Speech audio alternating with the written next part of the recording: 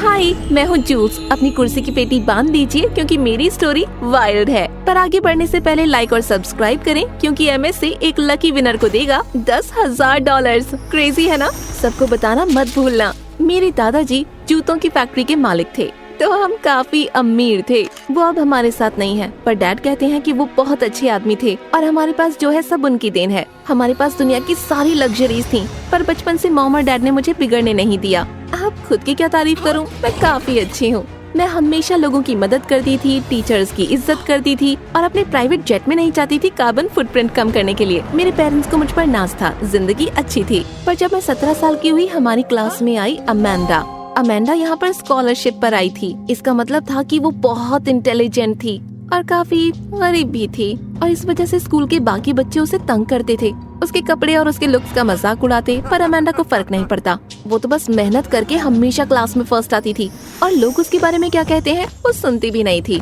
उसकी मैच्योरिटी पर तो मैं भी हैरान थी। मैंने उससे बात भी करनी चाहिए, पर कभी उसने जवाब ही नहीं दिया। पर एक बार घर जाते हुए मैंने उसे पार्किंग लॉट में देखा। उसे साइकिल चलाने में दिक्कत हो रही थी। हे, कोई प्रॉब्लम है? किसी ने मेरे साइकिल का टायर पंक्चर कर दिया। मुझे काम के लिए देर हो रही है, आज के पैसे नहीं मिलेंगे। बड़ी मेस है ये। मैं तुम्हें छोड़ दूं? सच में? हाँ, कोई दिक्कत नहीं है। और इस तरह से फाइनली मैंने और अमेंडा ने पहली बार बात की। उसने बताया वो अनाथ है और पास के फॉस्टर होम में रहती है। 17 साल की उम्र में ही वो 2 नौकरियां करती थी पैसे कमाने के लिए। तुम्हारे जैसी बहादुर लड़की नहीं देखी मैंने। क्या मेरी दोस्त बनोगी? इतनी अमीर होकर मुझ जैसी गरीब से दोस्ती करोगी? अमीर होने से क्या फर्क पड़ता है? अमेंडा मुस्कुराई और उस दिन से हम दोनों बेस्ट फ्रेंड हो गए। हम साथ में मूवीज देखते, मॉल जाते, और चाहे मैं कितनी भी कोशिश करूं, अमेंडा मुझे अपना बिल कभी नहीं भरने देती थी। पर अमेंडा के साथ वक्त बिताने से मेरा बाकी दोस्तों से मिलना थोड़ा कम हो गया। तो जब मेरी एक दोस्त ने मुझे अपने बर्थडे पर बुलाया, मैं मना नहीं कर पाई। मैंने अमेंडा को भी इनवाइट किया, पर उसने मना कर दिया। तुम्हारे दोस्त मेरी इज्जत नहीं करते, मेरे मुंह पर मेरा मजाक उड़ाते हैं, और सामने से ना बोले तो पीठ पीछे खिल्ली उड़ाते हैं। थोड़े मजाकिया तो हैं, पर मेरा विश्वास करो वो दिल के उतने बुरे नहीं हैं। एक अच्छा सा आउटफिट पहनाकर तुम्हारा थोड़ा मेकअप करूंगी ना, तो तुम बहुत अच्छी लगोगी। फिर तुम्हारा कोई मजाक नहीं उड़ाएगा। और अगर मैं फैंसी कपड़े ना पहनूं, मेकअप से अपना चेहरा ना पोतूं, तब तुम्हारे फ्रेंड्स मजाक उड़ा सकते हैं। नहीं नहीं, ऐसा नहीं कहा। तुमने मुझे गरीब और बदसूरत कहा है 10 तरीके से जूल्स। मैंने ऐसा नहीं कहा। मैं बस ये कह रही हूँ कि एक पार्टी में थोड़ा तैयार होकर आओगी तो भरी भीड़ में एक सड़े हुए आलू जैसी नहीं दिखोगी, और तुम्हें जानने के बाद लोग तुम्हें पसंद करेंगे। पर अमेंडा की शक्ल पर दुख देखकर मुझे अपने कहीं पर अफसोस होने लगा। तो उसके साथ दोस्ती करो जो तुम्हारे जैसे हैं, मेरे जैसे सड़े हुए आलू से नहीं। अमेंडा वहाँ से तुरंत चली गई। अगले कुछ दिन मैंने कई बार अमेंडा से माफी मांगने की कोशिश की, पर उसने मेरी बात सुनने से इनकार कर दिया। मैं अमेंडा को बहुत मिस करती थी, तो एक बार स्कूल के बाद मैं उसके कैफे उससे मिलने गई, पर वो वहाँ नहीं थी। और जब अगले दिन वो स्कूल में भी नहीं आई तो मैं बहुत परेशान हो गई।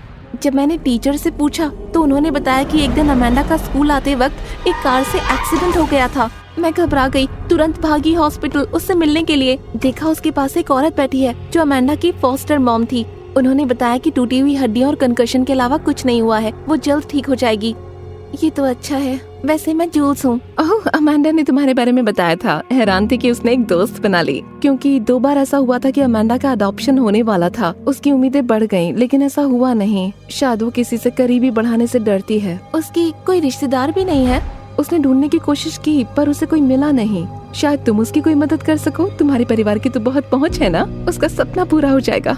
मैंने भी सोचा अगर मैं उसका परिवार ढूंढ दूं तो वो देखेगी कि मैं उसकी अच्छी दोस्त हूँ, और उसे अच्छा घर भी मिल जाएगा। तो मैंने अपनी ईमेल आईडी अमेंडा की फॉस्टर मॉम को देकर कहा कि वो अमेंडा और उसके परिवार की पूरी डिटेल्स मुझे मेल कर दें, ताकि मैं उसकी फैमिली को ढूंढ सकूं। तो उन्होंने मुझे जल्दी से मेल किया और मैंने सारी डिटेल्स डैड को दी, और उन्होंने इस पर काम करने का वादा किया। कुछ दिनों बाद वो लौटे एक शॉकिंग न्यूज के साथ। जूल्स, मुझे नहीं पता कि ये कैसे पॉसिबल है, लेकिन अमेंडा तुम्हारी सेकंड कजन है। डैड ने बताया कि मेरे दादाजी के एक बड़े भाई थे जो कि अमेंडा के दादाजी थे, और इससे भी शॉकिंग बात ये थी कि वो गरीब इसलिए थे क्योंकि मेरे दादाजी ने अमेंडा के दादाजी का हिस्सा चुरा लिया था, जिसकी वजह से दोनों परिवारों में दरार आ गई थी। लड़ाई के बाद अमेंडा के दादा ने शहर छोड़ दिया और अपना सरनेम भी बदल दिया। शायद इसीलिए उसके पेरेंट्स के एक्सीडेंट के बाद अमेंडा के रिश्तेदारों को कोई ढूंढ ही नहीं पाया। तो दादाजी एक चोर और झूठे इंसान थे। आपने तो बताया था कि वो बहुत अच्छे इंसान थे। मुझे भी यही लगा था। मैं इसके बारे में कुछ नहीं जानता था, ये जांच पड़ताल और फैमिली लॉयर से बात करने से पहले, कसम से। अतीत तो नहीं बदल सकते, पर हमें अमेंडा को सच बताना होगा। तुम ऐसा नहीं कर सकती जूल्स, मैं मेयर बनना चाहता हूँ, और अगर उसने ये बातें मीडिया को बता दी तो अब ये स्कैंडल नहीं होना चाहिए। लोगों को लगेगा कि हमारा बिजनेस चोरी के पैसों पर बना हुआ है। तो हम उसे फॉस्टर होम में सड़ने देंगे? तब डैड ने कहा कि वो उसे अडॉप्ट करके उसे अपने परिवार की तरह रखेंगे, लेकिन मुझे वादा करना होगा ये सीक्रेट छुपाने का। मैं तो बस चाहती थी कि अमेंडा को एक अच्छी जिंदगी मिल जाए। उससे सच छुपाना मुझे अच्छा तो नहीं लग रहा था, पर मैं मान गई। अगले दिन डैड मेरे साथ हॉस्पिटल गए और अमेंडा और उसकी फॉस्टर मॉम से अडॉप्शन की बात की। पहले तो अमेंडा शॉक्ड हो गई, लेकिन फिर वो मान गई और 1 हफ्ते बाद वो हमारे घर आ गई। अनपैकिंग में मैंने उसकी बहुत मदद की। Jules, thank you. मुझे लगा नहीं था कि मुझे मेरा घर मिलेगा, और तुम्हारे जैसी बहन पाना तो एक ब्लेसिंग है। तो मतलब है कि तुमने मुझे माफ कर दिया? डैड, और क्या। अमेंडा और मेरी दोस्ती हो गई और हम लोग फिर करीब आ गए। वो मेरी पढ़ाई में मदद करती और मैं उसे शॉपिंग ले जाती। मुझे खुशी थी कि अमेंडा हमारे साथ है, लेकिन समय के साथ साथ उसका बर्ताव बदलने लगा। अब वो शर्माती नहीं थी, लोगों से खुलकर बात करती थी। उसने अपने सारे पुराने कपड़े जला दिए और नए कपड़े खरीदे, और घर पर पूरा दिन नौकरों पर हुक्म चलाती थी। स्कूल में तो ऐसे चलती थी जैसे ये उसी का हो। एक बार अमेंडा की फॉस्टर मॉम उससे मिलने घर पर आई, लेकिन अमेंडा ने नीचे आने से मना ही कर दिया। पर वो इतनी दूर तुमसे मिलने आई है। मुझे अपनी पुरानी जिंदगी में से किसी से बात नहीं करनी, और मैं जानती हूँ वो यहाँ पैसे के लिए आई हैं। ये सही नहीं है अमेंडा। जब तुम्हारा एक्सीडेंट हुआ था उन्होंने ही तुम्हारा ख्याल रखा था। वो वाकई तुम्हारी परवाह करती हैं। मैं इतने फॉस्टर होम्स में रह चुकी हूँ कि तुम गिन भी न पाओ, और मैं एक चीज जानती हूँ इन फॉस्टर मॉम्स के बारे में, ये सारी की सारी लालची होती हैं। अब साइड हटो, मैं एमएसए का नया वीडियो देख रही हूँ, और ये वाली सीरीज तो बहुत ही ज्यादा अच्छी है। ये 2 बहनों के बारे में है जो लोगों को उल्लू बनाती हैं, और इससे मैं बहुत कुछ सीख रही हूँ, परिवार और सिस्टरहुड के बारे में। अमेंडा को पहचानना मुश्किल हो गया था। उसका ये रूप मुझे बिल्कुल पसंद नहीं था, पर मेरे पेरेंट्स को तो जरा भी फर्क नहीं पड़ा, बल्कि वो तो उसे बहुत पसंद करते थे। बड़े इम्प्रेस थे कि वो कितनी स्मार्ट है। खासकर डैड। पहले तो मुझे लगा कि वो गिल्टी फील करते हैं, इसलिए अच्छे बन रहे हैं, लेकिन फिर उन्होंने आने वाले मेयर के इलेक्शन के लिए उसे कैंपेन से जोड़ लिया। अमेंडा उनका सोशल मीडिया, फाइनेंसेस, स्पीचेस सब हैंडल करती थी। मुझे तो वो भूल ही गए थे। मैं डैड को दिखाना चाहती थी कि मैं उतनी ही काबिल हूँ। तो 1 हफ्ते बाद उनके कैंपेन डिनर के दौरान मैंने एक टॉपिक पर बात छेड़ने का फैसला किया। ओह, इलेक्शन आने वाले हैं ना, सब लोग बहुत नर्वस होंगे। एक्चुअली मैं नर्वस नहीं हूँ, मैं जानती हूँ डैड ही जीतेंगे। वो इसीलिए क्योंकि कैंपेन तुम संभाल रही हो। नहीं डैड, सच्चे जीनियस तो आप हैं। जिस तरह से आपने हमारे शहर की इकोनॉमी और उससे जुड़े सारे फैक्टर्स के बारे में बात की, मैं तो हैरान ही रह गई। हाँ डैड, ये तो बहुत ही अच्छा था, पर मैं क्या कह रही थी, ओह, और जब आपने बात की एनवायरनमेंट पर पोल्ट्री के खराब असर के बारे में, वो तो मेरे दिल को छू गई। मेरी भी। पर अनाथालय में हम सुबह 6 बजे उठते थे मुर्गी के अंडे लेने के लिए। कभी कभी मुर्गियाँ भागने लगती तो उनके साथ अंडे भी गिरने लगते थे। इतना मुश्किल होता था उन्हें पकड़ना, वापस पिंजरे में डालना, अंडे लेना। फ्लैशबैक आ रहा है मुझे।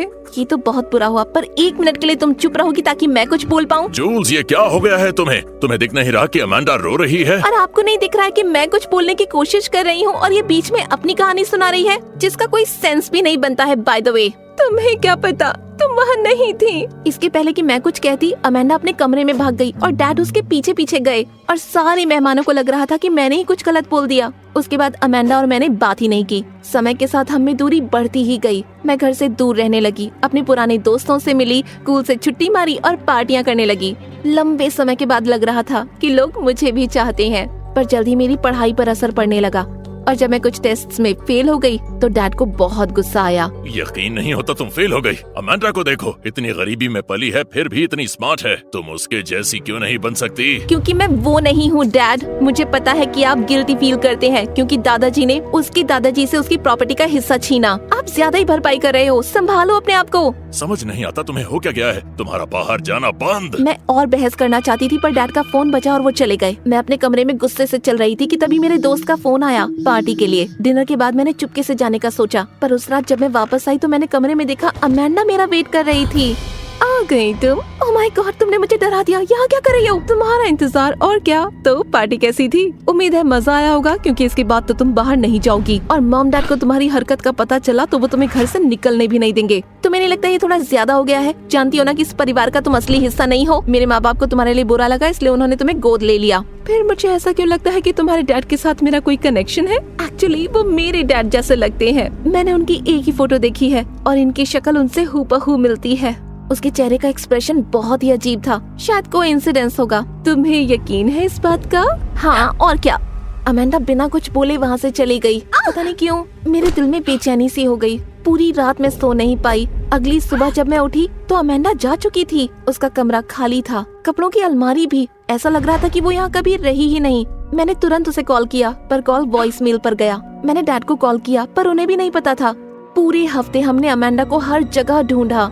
कॉल किया उसके दोस्तों, उसकी फॉस्टर मॉम और एक ऑर्फनेज में भी जहाँ वो पहले रहती थी, पर कोई नहीं जानता था कि वो कहाँ है। लगभग उम्मीद खो ही चुकी थी। पर एक सुबह बहुत सारे शोर से मेरी आँख खुली। मैं नीचे गई तो देखा डैड और बहुत सारे सर्वेंट्स ने दरवाजे को पकड़ कर रखा है ताकि लोग अंदर ना आ जाएं। क्या चल रहा है? कौन है ये लोग? तुम्हें बाद में बताऊंगा, अभी कमरे में जाओ और पुलिस को कॉल करो। कुछ ही देर में पुलिस आई, जिसने सारी भीड़ को भगा दिया। उसके बाद डैड ने मुझे समझाया। अमेंडा को सच पता लग गया था अपने दादा के बारे में, और उसने मीडिया को बता दिया था कि कैसे मेरे परिवार का पैसा उसके परिवार के पैसे को चुरा कर बना है। उसने हम पर सच्चाई छुपाने का आरोप भी लगाया था ताकि हमें उसे कुछ देना न पड़े। बहुत बड़ा स्कैंडल हो गया है जूल्स। अमेंडा हम पर केस कर रही है और मुझे मेयर की उम्मीदवारी से पीछे हटना होगा। बाहर वो लोग रिपोर्टर्स थे जो कोशिश कर रहे थे इन्फॉर्मेशन पाने की। पर अमेंडा को पता कैसे चला? हमारे फैमिली लॉयर ने मुझे एक फाइल दी थी जिसमें प्रॉपर्टी डिस्प्यूट की पिक्चर्स और पेपर्स थे। वो सब गायब हैं। अमेंडा मेरे ऑफिस में आती थी तो शायद उसने चुरा लिया होगा, पर मुझे समझ में नहीं आता। हमने उसके साथ इतना अच्छा बर्ताव किया और उसने हमें धोखा दिया। डैड, हमें अमेंडा को सच बता देना चाहिए था, तब वो शायद मीडिया से कुछ न कहती। अब जो हो रहा है वो सहना पड़ेगा। अगले कुछ दिन बिल्कुल मेस थे। डैड और अमेंडा की कोर्ट में लड़ाई हुई और ये फैसला हुआ कि डैड को अपनी प्रॉपर्टी का 1/3 हिस्सा अमेंडा को देना पड़ेगा। मुझे प्रॉपर्टी की परवाह नहीं थी, पर इस बात की परवाह थी कि अमेंडा ने मुझसे बात नहीं की, एक बार भी नहीं। समय बीत गया और धीरे धीरे मैं और मेरे पेरेंट्स इस नुकसान से उबर आए। अमेंडा से मैं दोबारा नहीं मिली, पर हमेशा उसके बारे में सोचती रहती थी। जल्द ही कॉलेज के बाद मैंने डैड के जूतों के बिजनेस को ज्वाइन कर लिया।